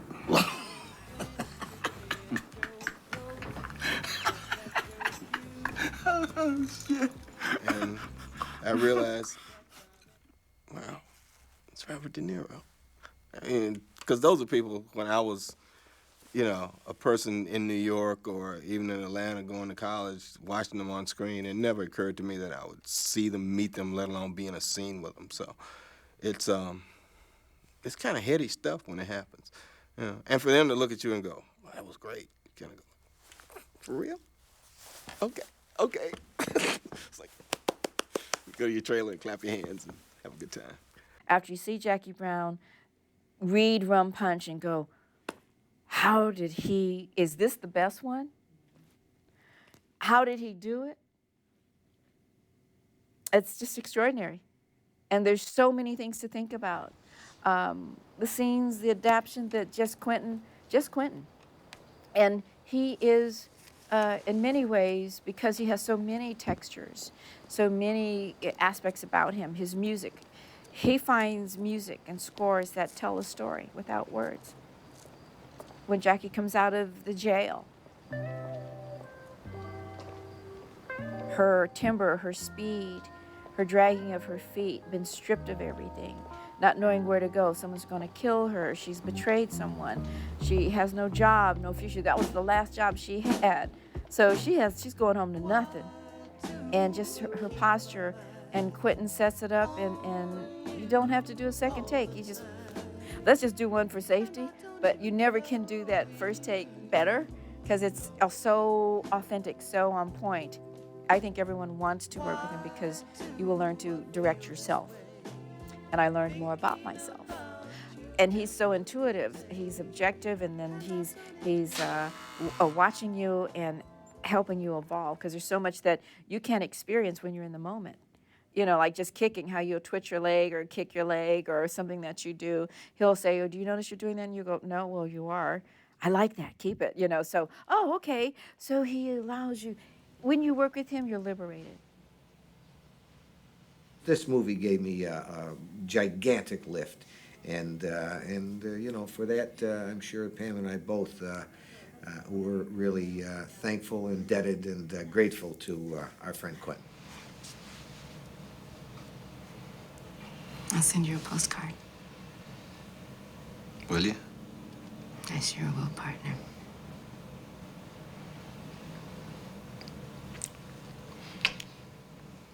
It's such a consummate film. It's kind of cursed because it's not Pulp Fiction 2 in a lot of people's minds. To me, you know, it's his best film because, you know, all the characters are very defined and well stated. The action plays out subtly and completely for every character in the film. There's a completion, even though I'm still not happy about the way I died, because I think Ordeal's smarter than that. But we had to stop somewhere. If I never work again, I have been to the mountaintop. This is an extraordinary experience with someone.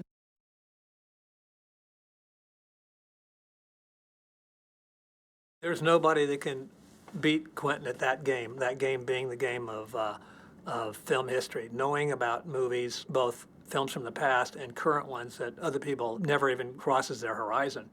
I always like to joke around with him and say, you bought a screening room that had a house attached. And that's kind of the way I look at it. Like, you know, the screening room is this phenomenal place. It's his cathedral, if you will. It's where he lives most of his life.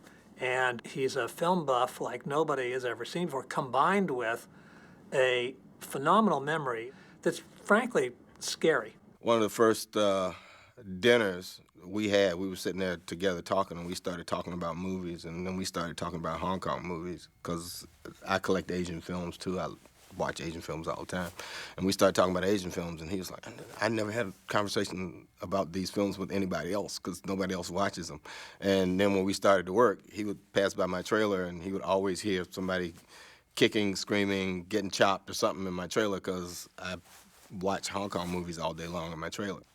I remember one year I made a movie and he made a theater. He said, all my friends made movies this year, I made a theater. He made a home theater that was like the end-all be-all of home theaters. And he had a ton of film prints. And we got to watch movies in style. We just said, this is the life. Because I remember when we were doing Dusk Till Dawn, I'd go over to his apartment over there on Crescent Heights. Yeah. and he had his little 16mm projector, and he'd be threading up white lightning, and we'd be watching on the bed sheet.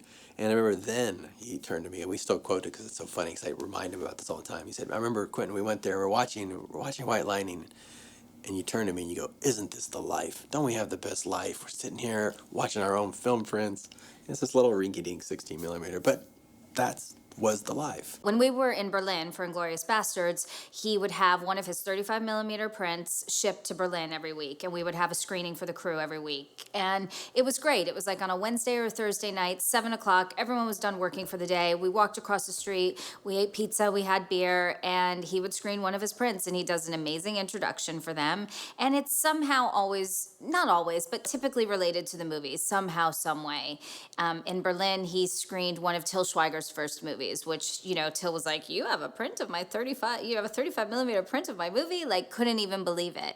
So it's related to the cast or the crew or the script or the location or wherever we are. And I think that the crew loves it. I mean, they thrive on it. Sometimes I'll be like, "Quentin, why are you screening a movie at 1 o'clock in the afternoon? Nobody's gonna go." And he's like, "Yes, they are." And they do. They love it. It's a bonding experience, and it's special. It's one of the special things that he does.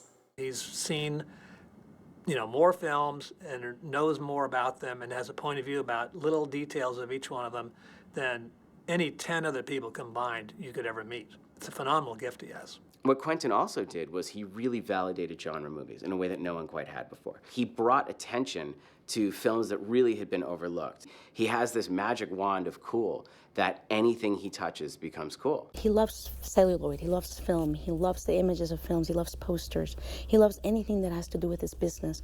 And much like Martin Scorsese, it's the same sort of, thank God we have these people like Coppola, like Scorsese, like Lucas, who love the value. They see a value beyond what most people see in a bunch of film cans. And Quentin is a collector of prints of movies, even obscure movies. You know, what Tarantino did was he used his clout to immediately bring these films to the public. Like, he released Jack Hill's Switchblade Sisters, and suddenly everybody's getting turned on to Jack Hill, and they're all looking at Pam Grier movies, and they're watching blaxploitation films. And then he brought Lucio Fulci's The Beyond into theaters. And these are films that you couldn't even find on videotape. I mean, maybe there was one crummy VHS tape, and now you're seeing a new, pristine 35mm print in the theaters. And that's what was so cool about it, was Quentin, for as much as he's a guy who grew up in a video store, is all about the theatrical experience. He wants you to see these movies in a crowd with other people. And he still keeps that alive today. You know, what's so great about Quentin is he told me the death of interesting cinema was watching movies at premieres and in screening rooms. I said, now that you're a director, can't you get any print sent to your house? He's like, that's how you lose touch. He said, the only way to tell what people still want to see is to go see a movie with a paying audience. They'll tell you whether they're interested or not. And when he's researching and writing his own movies, he does these QT fests where he'll play movies for a week, but it's almost like a market research to see which material is still connecting with a modern audience. The first time I met Quentin Tarantino was at a press junket for a film called Iron Monkey. I think Harvey and the Miramax team at board, and Quentin was presenting to the world. When me and Quentin met, what we found we had in common was the love of Kung Fu movies. And I think it was during that moment we realized that we both had a vast knowledge of the Asian cinema. When he shows you a movie, he shows it to you in a different way. And he would have his film festivals, his Grindhouse film festivals, type film festivals down in Austin. He educated the audience down there too. He says, you don't come in here and you don't laugh at the movies. You laugh with the movies, but you're not above the movies. So whatever I show you, you watch it as if you watch it and take it seriously. If it's entertaining and it's funny, you laugh. You don't put yourself above the movie. So that kind of a mindset's really essential to any of those movies that you watch. So anything that I watched, I always had that in mind. Anything that he would show me in his house, he would give a very eloquent speech before the movie started about why he was showing it to you, what he liked about it, gave you his point of view, and kind of pre-framed it, and you watch it, and you enjoyed it in its context, no matter what it was. In its context, you understood, and you got what it was. Part of the reason Austin is so on fire for movies and so many filmmakers are coming out of the woodworks from there is because they were exposed to things like that. So the encouragement of seeing things they never even heard of, and Quentin explaining the value of it, the historical value or what it meant to him was huge, the generosity of that.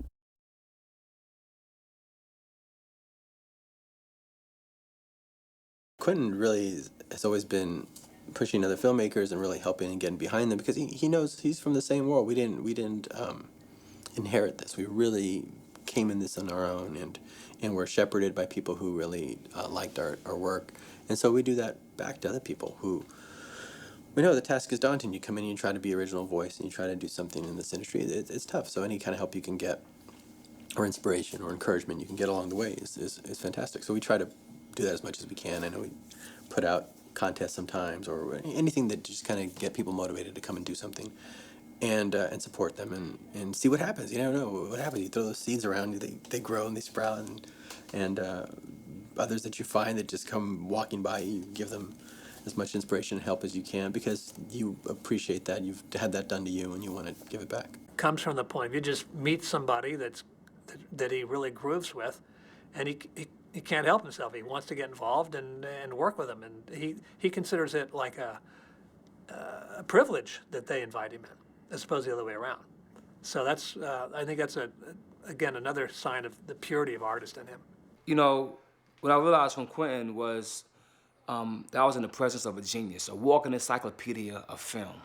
And I asked Quentin, can he be my teacher, my mentor? And he agreed. And it's kind of cool because, because Quentin told me, he was a big Wu-Tang fan, he loves my work and things like that. And we just was buddies that just both had our own separate worlds. And for me, people look at me as the abbot of Wu-Tang and a teacher to many. And for me to take somebody on and be my teacher, or my Sifu or master, as they call it in martial arts, is unique. But I saw a master, and I wanted to be a student, and I asked him, and he agreed.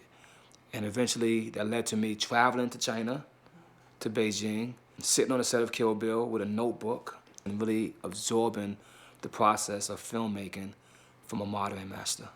With Quentin, the fact that he gets to expand his universe and his relationship with Eli and being involved in the Hostel movies and, Quentin seeing that and saying, oh yeah, this is great. I mean, Eli loves movies just as much as Quentin does. Eli loves a different type of movie, and he feeds off of it. And I think that he looks to Quentin as a mentor, and they're lucky to have each other. They really are. They're lucky to be able to collaborate and work together and teach each other things. It really is pretty exciting to see that he has that level of interest in cultivating future filmmakers. As time went on through the course of filming Kill Bill, I think we, he shot different locations from China to Japan and then Mexico. We was in Mexico at a place called Jerez, great resort. I think somebody once asked Quentin the question like, well, what is this guy doing with your movie? He said, no, it's just a friend of mine, he's just observing. And I haven't figured out what I want to do with him. And I had no idea what he wanted to do with me or how I could help. I just wanted to learn. But maybe a week later, we were at the table again, and I don't know if somebody asked a question or not, but he made an announcement. I figured out what I want Bobby to do for the film. I want him to be my composer. He don't use composers, and he told me, I want you to kind of like produce the music the way you do your albums, Wu-Tang. He loved how I work in the music world. And I was like, it'd be my pleasure to do any capacity to help out with this film. And there's another guy I like to call my classmate, Eli Roth, who is, we see him at Quentin House and we'll hang out together and travel together. And, we come with the idea of me bringing one of my visions to life. So then we presented to Quentin and he said, yes, you guys are ready, RZA's ready. And you guys doing it together would be great, in his view. But it wasn't until Quentin came over to China and he was sitting in Video Village with me. And Quentin taps me on the shoulder and says, you're doing a great job. And I was like, I've graduated, I'm doing it, I'm making my teacher proud. I think I did something one day on the set, he said, the student taught the master something today. Like, you know what I mean? I'm like, wow, like, I'm really showing and proving that I could be a good student, you know what I mean? And I could take, this wisdom and apply it to my art and bring forth more additive to this genre of movie making. In this business where not everybody is family, these guys are family. And we're really lucky to have it. And sometimes everyone's like, why are you doing that? What are you doing? But that's what life is about. It's about, we all make movies and we're all part of the circus, but these guys support each other in a really amazing way.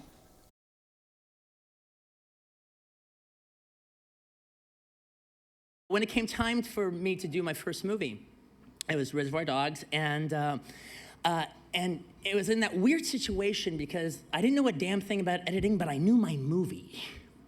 So I had to find somebody who would be inspired by me, but wouldn't be the boss, wouldn't just tell me that I know what I'm talking about. I know I don't know what I'm talking about, all right? But I wanted the nice person, all right, that would be fantastically talented and would take care of me. And then when Sally Minky, my editor, I'm really positive the only reason you guys are giving me this is because you were appreciating Sally. It's a de facto Sally Award. All right. She came.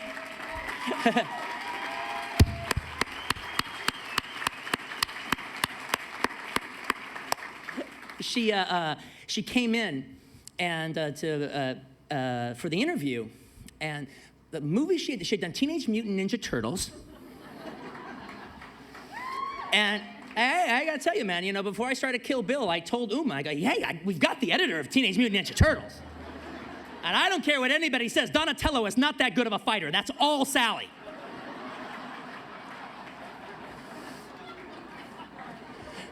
So she came in, and I'd actually seen one of the movies she had done before. I thought she was so cool, I didn't want to watch any of her work because I didn't want to talk myself out of it. I wanted to go from my first instinct. Don't put editing under a microscope. If I think I can work with her and I think she's talented and she's just got it, she's got it. And here's the deal. She is my only true, genuine collaborator from beginning to end, and that's the way it is.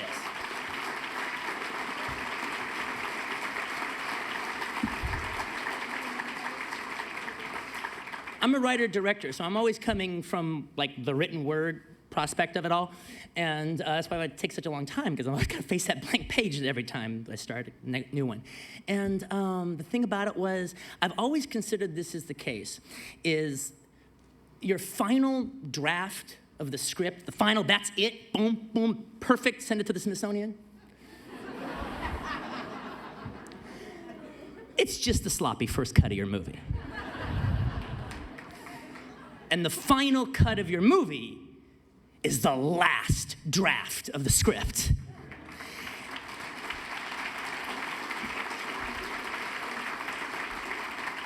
And so tonight I want to thank my co-writer, Sally Minky.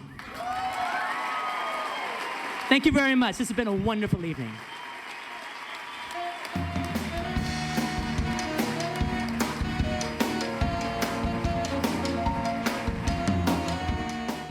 We came out of NYU Film School, and then she spent the next 4 or 5 years in New York cutting just documentaries. What really made her the editor she was is that for the longest time, she had to deal with a collection of footage and make a story out of it rather than it being scripted. She also, I think, because a lot of those documentaries were verite style, was dealing with a whole collection of interesting people. And so, in a way, it's like a way to study performance, because you're looking at all these different people and you're looking at subtext, the same thing, but in real people. So she moved from documentaries into drama. Her first movie was a little independent movie with Griffin Dunne in it that was really first-time director, kind of raw, and so that was her first drama, and then Teenage Mutant Ninja Turtles was really her first sort of like, oh wow, this is a Hollywood. For her, at that time, it was a Hollywood movie. She loved working with Quentin. I'd come to pick her up or something, and I'd just hear giggling. So you'd come through the edit room, and it was in this crappy little office, and I remember the door would be closed, and I'd just hear Quentin laughing and Sally laughing, and I thought, what? I thought this was an intense movie, but I know it's comic as well, but they would just laugh. And that, I think that happened every time I went to the edit room and Quentin and Sally were in the room working. I would hear giggling. It was like two kids appreciating their work. We don't ever know what happened in that room. We don't know what happened between Sally and Quentin. They're the only two that know. Whatever it was magic and it was amazing. And it's unfortunate that she's not here for him and for all of us. But they were amazing together.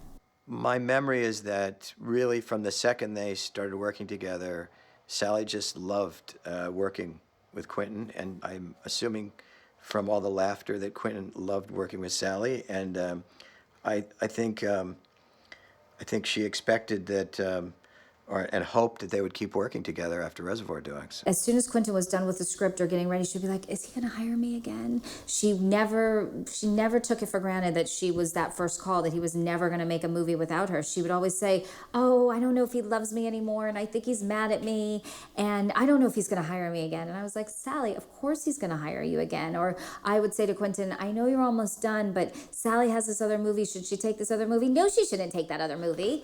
You know, I mean, it was just a given that Sally was going to be on every one of his movies, but she questioned herself, as we all do sometimes. But it's amazing to see it from the other side where you're like, of course you're going to be on his movie. I mean, I'll never forget meeting Sally for the first time. She came in all bubbly, full of enthusiasm. It was almost like Quentin and Sally, they could just finish each other's sentences.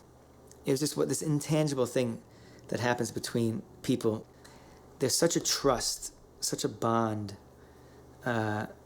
that happened between them. Quentin called me right after he met Sally. And he said, I've met this gal. She's the one. She's gonna be my editor. I just know there's something about her. We're meant to work together. And that was it, you know. They had the most amazing relationship. I mean, I've been in, ADR sessions where, like, she was around and he was kind of distracted, and she made sure that things went right, and she could actually speak in his voice in a specific kind of way. And she had a skill that he didn't have that he relied upon in a very honest sort of way, and he learned a lot from her about how his process works in terms of the kinds of stuff that she would put together for him and say, well, this is what you mean. And her style is as definitive in his films as his directorial style. They're almost the same thing. He knew what to shoot for her to make his film sing in a specific way, and she knew how to arrange the music to make his notes a real symphony. Those two together was such a peanut butter and jelly sandwich, such a great sandwich for filmmaking. She loved what we did as much as we love what she did for us. I mean, even though we don't know how to say it sometimes because we think we did it, so, oh yeah, that's the way I did it. And, if you look at it really closely, you'll see, oh wow, she made me look a little better there because I was getting ready to mess that line up, and she kind of snipped around it and made that to kind of work. But I always enjoy being in her presence because she made me feel like I was special in the process.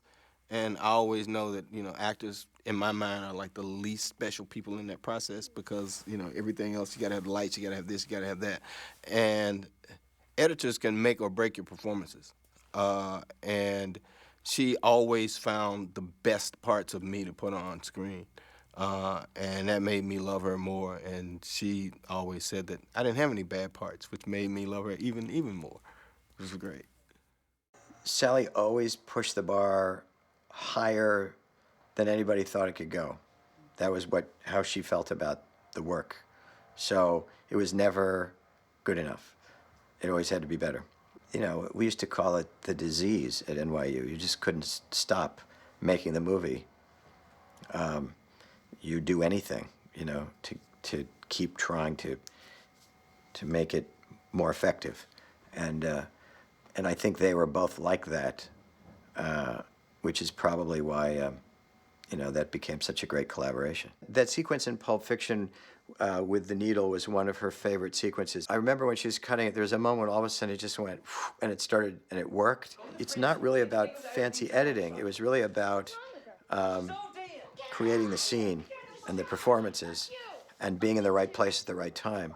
So she always liked that, but I think she was really proud of Inglourious. She loved what she did in Inglourious. Alors, Emmanuel, puis-je vous appeler Emmanuel? Oui. Et donc, Emmanuel, expliquez-moi, comment se fait-il qu'une jeune femme comme vous en arrive à posséder un cinéma?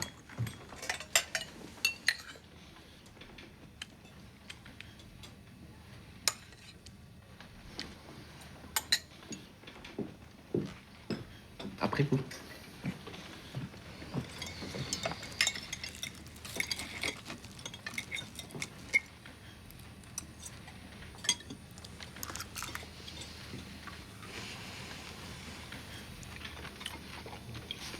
Verdict. Comme je disais, pas si mauvais. You know what? She liked all of it. She loved House of Blue Leaves and Kill Bill.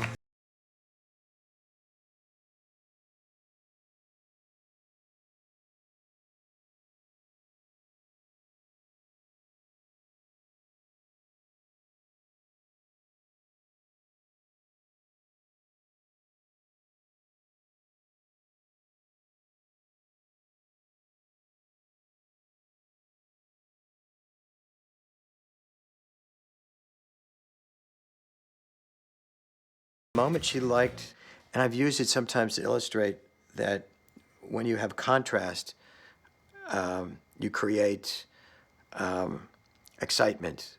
In Reservoir Dogs, where they had no money, no time, it's a very static scene. I think it's Harvey and Steve Buscemi in the bathroom, and Steve Buscemi starts telling him what happened, what went wrong, what happened. And it goes on for a really long time. It's just one shot, if my memory's right. And then all of a sudden it cuts into this Steadicam shot of Steve running down the street shooting after the robbery. And it's really only two angles, from behind and in front of him. And it feels like the most exciting thing you've ever seen in your life, because before it, you were like completely static. And then this thing goes bang at you and you're like, whoa. And I think that was the beginning of sort of that kind of, you know, in Inglourious, when they're in the club, that scene is broken by intense violence too, and it's sort of that ability for it to go to hell all of a sudden, real fast and really in your face, which is it's a really effective cutting technique. Also in Pulp Fiction, when Bruce Willis is in the Honda, and he stops and looks up, and Ving Rhames is crossing the street with his fast food container.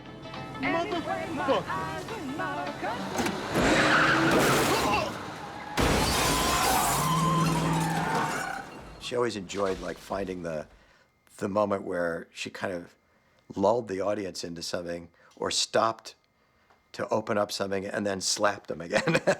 So, but you know, it was designed. I mean, Quentin designed it that way.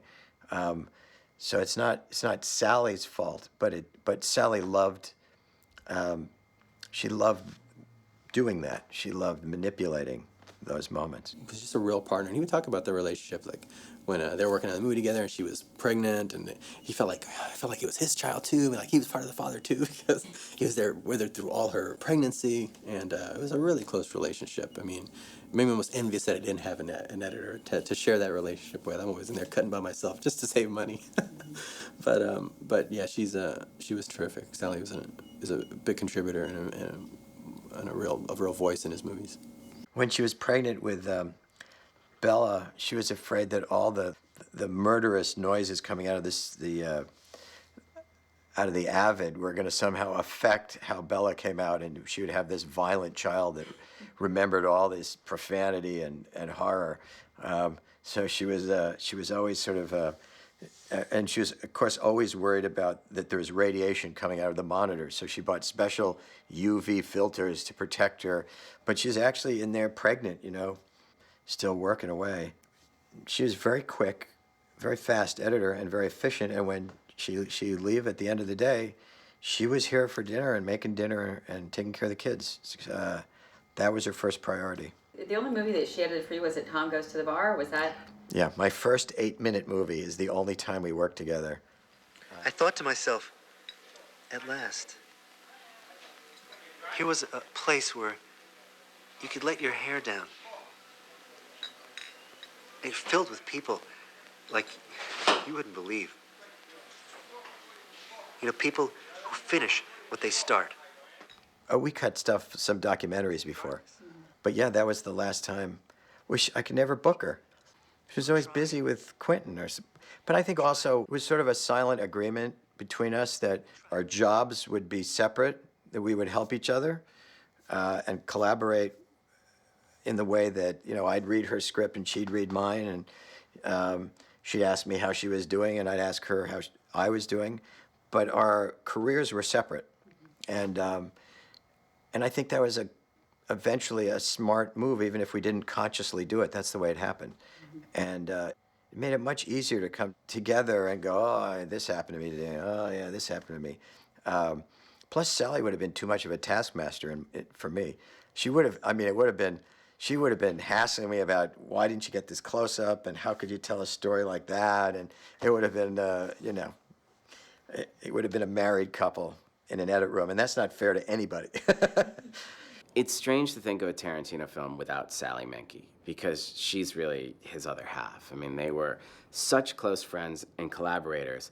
And I was in the fortunate position of being able to work side by side with Sally, where I was acting in Inglourious Basterds, but also directed Nation's Pride.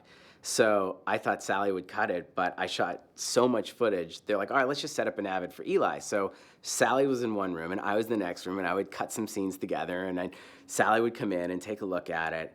And she was just the most wonderful, loving person. I mean, all around the Avid were pictures of her kids, and her beautiful kids, Lucas and Bella, and the dog Zoe, and her husband, Dean. I knew her as a mom of her beautiful children, but her daughter Bella and my daughter Zoe, they went to summer camp in upstate New York, a place called French Woods. And so one summer, just 4 years ago, I think it was, we were there at the same time, you know, in this sweltering heat, you know, visiting our kids, doing plays, and ended up on the lawn, just hanging in. It was just kind of this moms bonding about daughter stuff. You know, our kids were just going into that teenage, intense time, and she was a wonderful, warm, connected human being. Yeah, there's a song that I wrote called "Gone." That when I first wrote it, I was writing it with the idea of people we lost. Of course, I lost my cousin ODB, and I wrote some of the lyrics towards him. But it wasn't until Sally passed that I finished the song. And instead of selling it, I gave it out to the world as a gift to her. And, you know, she touched many people's lives, and they was collecting things that, you know, for charity and things to, to send to the family. And I was like, well, it's easy to send money. You know what I mean? It's easy, to send flowers. What can I give? You know what I mean? And she always told me she dug my music, and she like, say, her children like Wu-Tang Clan, when she called me for some tickets one day. So I said, what can I give to show her, how I feel, and show, how much I respected her as a person and will miss her. And so the song "Gone," I put it out on a Wednesday. It was the first song I ever gave away for free. I said, well, I'm gonna do Woo Wednesday, and I'm gonna give a song to my friend Sally Menke. It's called "Gone." And in the song, it does mention that through our seeds, we all reach eternity.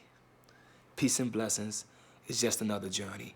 And what I mean by that is through our seeds, meaning through our children, we all going to reach eternity because we keep reproducing ourselves, and our ways and actions through our genetics will come out, but also through our seeds of thought or through our seeds of work. So her films that she worked on and the people who she's spoken to and inspired, and through her children, will carry on to eternity. And that's what that song was all about, is that, it's just another part of this journey. Woke up this morning hoping it was all a nightmare. You're gone. Tried to get out of my bed. I couldn't find no reason. You're gone. Breaks my heart, 'cause I will never see you again. It breaks my heart, 'cause I will never see you again. No, no. It breaks my heart, 'cause I will never see you again. No, my heart aches, 'cause I will never see you again.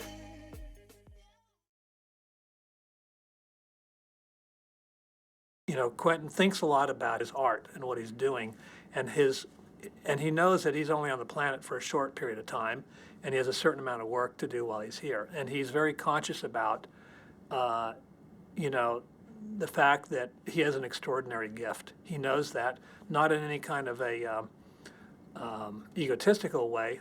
If anything, I'd say it's more a sense of responsibility that he, you know, he's told me before that, you know, everybody's given certain gifts, and you're on the planet to do a certain thing, and this is what he was put here to do, and so he takes it really seriously.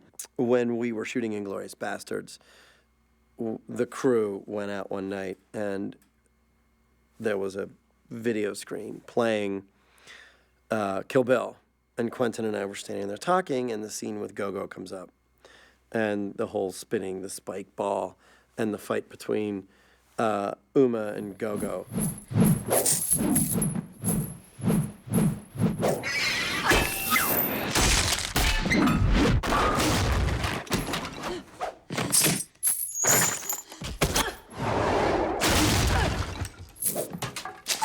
Quentin couldn't take his eyes off of it.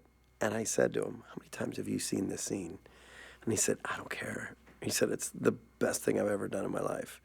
And the fact that he was riveted to the screen, it was astonishing to me to watch him watching his work and still just be staring at it in this proud father sort of scenario. I went to go visit him on the set of Kill Bill, and he looked beat. I mean, he was just really, it was a long shoot. I mean, well, of course, they split it into two movies. It wasn't one movie, it was a saga. He didn't realize he was making a saga that was going to be split into two full saga-length movies. And I said, "Have you been to the editing room?" And he said, "No, I haven't. I don't want to watch anything until I'm done shooting." So it's like, can I go see? I want to go see what you're doing. So I said, "Yeah, you go see for me." And I went, and Sally was in there. Sally was all excited. She goes, "Yeah, he won't come into the edit room. He wants to wait till he's done." And so I watched some of the stuff, and it was amazing. And so I went back, and I said, "You've got to go into the edit room. You owe it to yourself to go see what you're doing. You're working on a classic. Cut together some footage, show it to your crew. They will go apeshit, and it's going to give them new life to finish this movie. When they see that that's what they're working on, it will give them a whole new sense of energy." I reminded them that's what we used to do on our movies. On Dusk Till Dawn, we showed a trailer the first week so that the crew knew they were working on a movie that was going to stand the test of time. So he went, he was so tired, I guess he just succumbed, went, checked it out, got really excited, cut something, showed it to crew. I remember coming back to visit, and Stevie J was walking around with a spring in his step and going, "I'm so pumped." And you know that the schedule that seemed like so long now seemed very short. Now they knew that they were on a mission to finish this movie. And I guess that really affected him, because when I was watching the movie credits at the end of Kill Bill, it says at the end, "Special thanks to my brother," because I think that's what helped get him through that movie, because it was I don't know how he did it. It's just, what a job that is.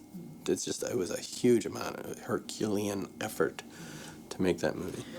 Well, he has such a naturally collaborative spirit. You know, even the idea that him and Rodriguez relish in working together. They're so dramatically different filmmakers. It's astounding that they could even coexist in the same world, but they do. We would be bouncing around, and yeah, I'll do music for Kill Bill 2, and you come direct a little sequence in Sin City. I mean, that's what we would have done in high school. We would have been helping each other out. Not just to get the help of that person, but to also get just the juice and the excitement that comes from it, just that overabundance of creativity that happens when you get people in the room. I have it on tape somewhere. I let the camera roll in the room when Quentin came in the morning of the shoot for Sin City, and he brought his take of what he was going to do with the material. because it was genius. And it was so simple. It was genius and simple. He just said, your whole movie's voiceover. I don't want to do that in post because I'm only here one day.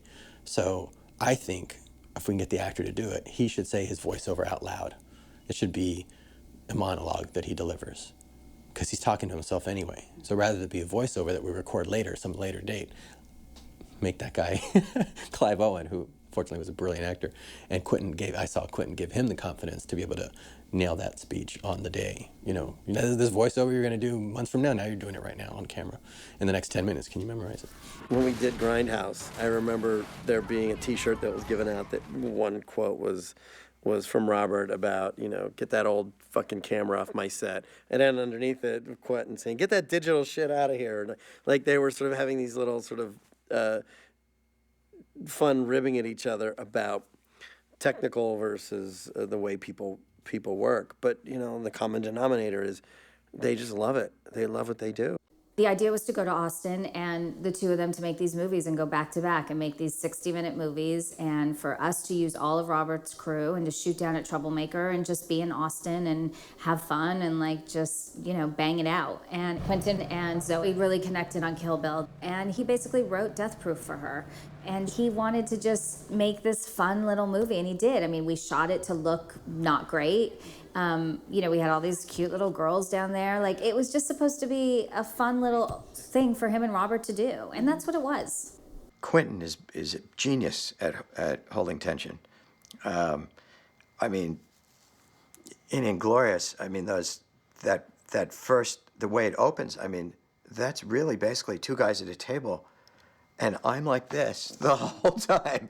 And I remember when I read it, I was like that, but when I saw it, it was about 100 times worse.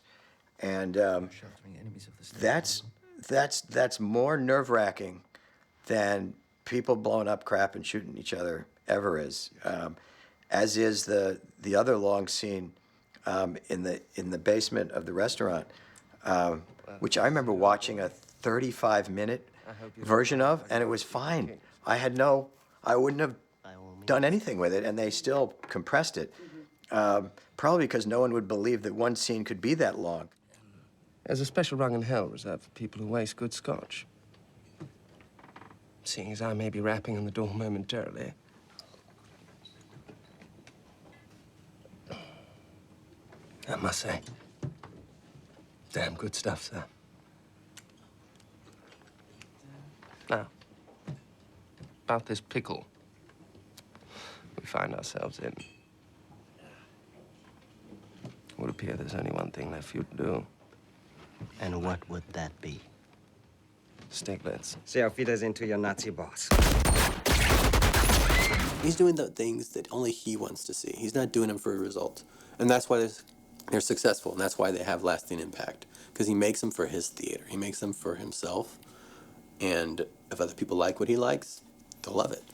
And most people like what he likes because they all love his movies.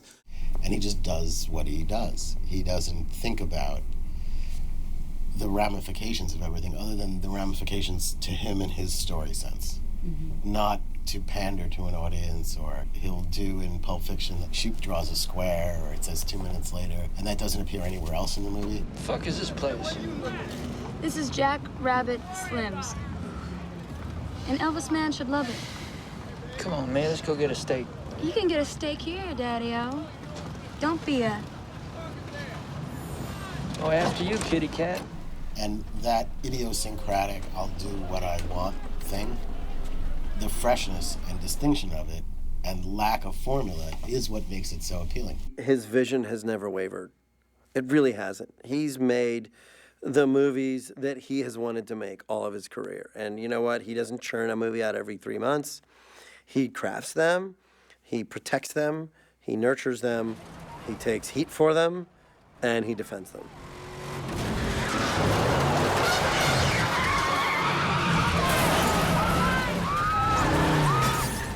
I love the fact that he has never sold out. He really loves what he does, and that he protects his movies. And the stories that he tells, they're controversial, and they're raw, and they're visceral, and they're violent. but they're so mesmerizing and captivating that you can't take your eyes off of them. He's one of the 2 or 3 filmmakers that I will go and see everything he does as soon as I can. And actually, I remember he called me up to see Kill Bill Part 1.